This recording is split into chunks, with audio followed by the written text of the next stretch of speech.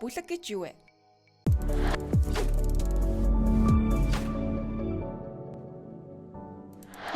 Та чатботоор дамжуулан хэрэглэгчидтэй хэдэл бол хэдэн асуултанд нь автомат хариултуудыг бэлдэж өгч болно. Ингэж асуувал тэгж хариулна. Хэрвээ ингэж асуух юм бол тэгж хариулна гэд бүх хариултуудаа урьдчилаад бэлтгэж өгч гинэ гэсэн. Ингэж оруулж өгөхдөө мөн асуултуудаа бүлгэлдэг юм байна.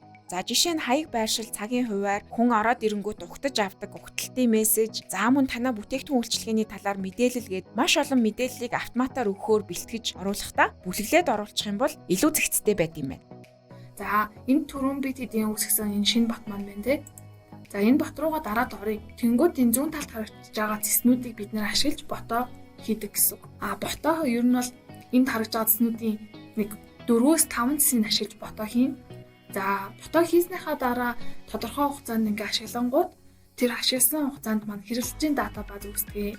Хэрэглэжийн датабаз гэдэг нь юуг ярьж байна гэхээр яг чат боттой болсноос хойш тухайн пэйж руу хандсан хэрэглэгчдийн мэдээллүүд хадгалагддаг гэсэн. Гэхдээ ямар мэдээлэл хадгалагдах вэ гэхээр тухайн хүний сошиал нэр буюу Facebook-ийн нэртэй.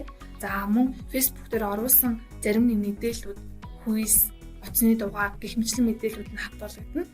Мөн нэмэлтээр тухайн танай пэйж руу ингээ хандаад тэр хүн ямар үйлдэл хийж ийн, ямар мэдээлэл авч ийн гэдгээс хамааруулаад тэр хүн өөрийнхөө дарсан товч авсан мэдээллийн хүрээнд ийм хэрэглэгчийн сегментэд хариалагддаг гэсэн.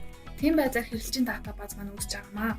За тэгэхээр тэр үүссэн датабазыг бид нэр буцаагаад хянах, удирдах, ашиглахад зориулсан ийм одоо хяналтын бас зэснүүд байгаа гэсэн.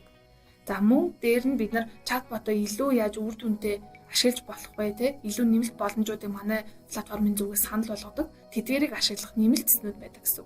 Тэгэхээр чатботын энэ зүүн талд гарч байгаа зэсүүд маань бол нэгдүгээрт бот хөгжүүлэлттэй холбоотой зэсүүд, хоёрдугаарт ботын удирдлагатай холбоотой зэсүүд, гуравдугаарт нь болохоор тийм өсөлтийн боломжууд гэсэн ийм үндсэн 3 зэс тохиолддог гэсэн.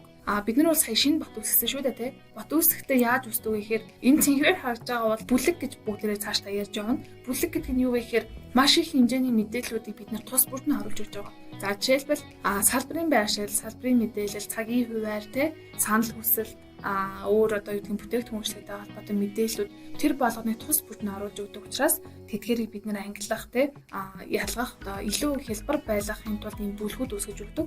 Тухайн нэг ботыг бол нэгээс дээш ер нь хэдэн хүн ашиглах боломжтой байдаг учраас бид нэр тухайн ботыг үрж байгаа хүмүүс маань бусад ашиглаж байгаа хүмүүстэй илүү ойлгомжтой байх үүднээс бүлэг үүсгэдэг гэсэн үг.